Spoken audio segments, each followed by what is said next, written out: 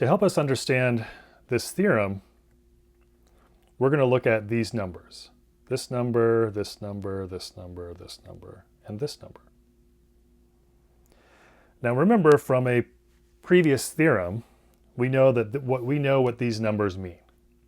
These numbers are the number, in this one, the number of one edge walks from V3 to V8. This is the number of two edge walks from V3 to V8, and so on. And in general, when we have exponent of k, a raised to the k power 3/8 is the number of k edge walks from V3 to V8.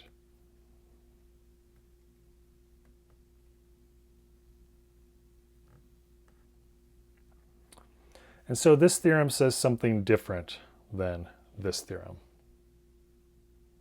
It says something a little bit more. And I'm not going to prove this theorem, but if you were to prove it, it would be a consequence of this theorem. You would use this theorem to prove this one up here.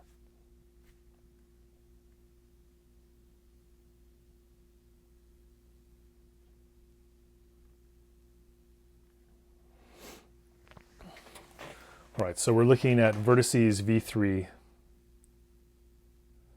and V8.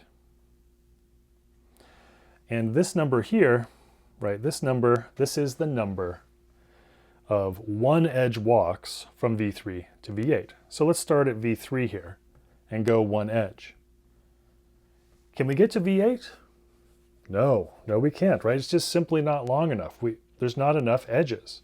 It's impossible to get from V3 to V8 using only one edge. So our answer here is 0. Looking at A2.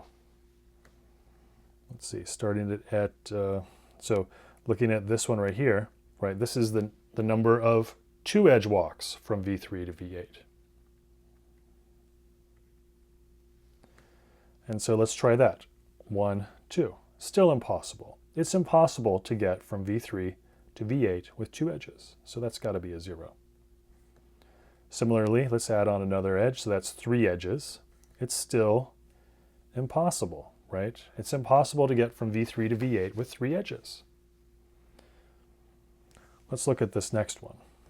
4 edges. So looking at this number here, right? 1, 2, 3, 4 edges. 4 edges still not long enough. So it's impossible to get from V3 to V8 in this graph that I have here with 4 edges. And so this, of course, is 0 as well.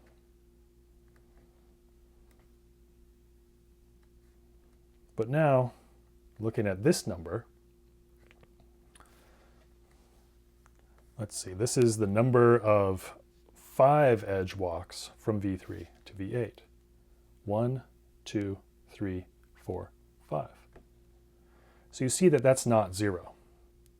In fact, this is 1 for this graph. In some graphs, it might be 2 or 3 or 4. But what's important, it's not really what the number is, 1 in this case. What's important is that it's not 0. And so this is what the theorem says. It says that since this is the smallest, right, this is the smallest positive integer for which a to that power is not 0, that means that there's a path of length 5, and in this case, this is a path, 1, 2, 3, 4, 5, a path of length 5 from V3 to V8.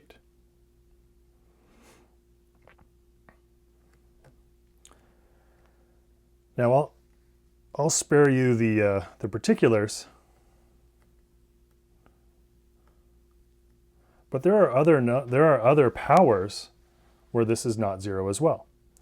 Let's see, 5, 7 would be not 0, 9 would be not 0.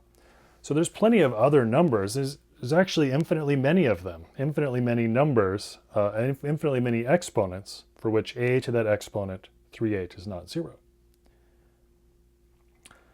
But it's But what's important is that 5 is the smallest. 5 is the smallest positive integer, where a to that power 3/8 is not 0. And that's what makes it a path.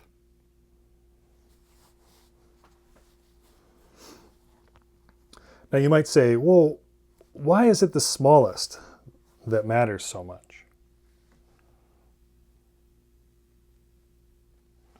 Well, you see, with one edge, it's like we're building up the necessary amount of edges to get from V3 to V8.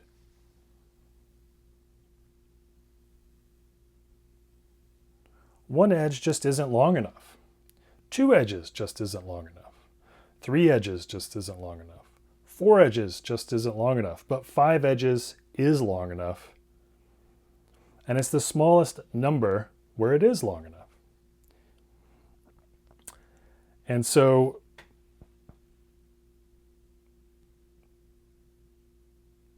basically what's going on is that a walk of minimal length, or the smallest in terms of length walk between two vertices, has to be a path. Now you might say, why is that? Why does a walk of minimal length have to be a path? Well, this really comes down to the fact that all walks contain a path. Right? Remember that between any two vertices, if there's a walk between those two vertices, then there's a path between those two vertices. And so a walk of minimum length, if it weren't a path, if it were just a walk that wasn't a path, then it would contain a smaller path and it wouldn't be minimal. So the first time that you get to, so the first time that you have enough edges to make a walk between any two things, that's got to be a path.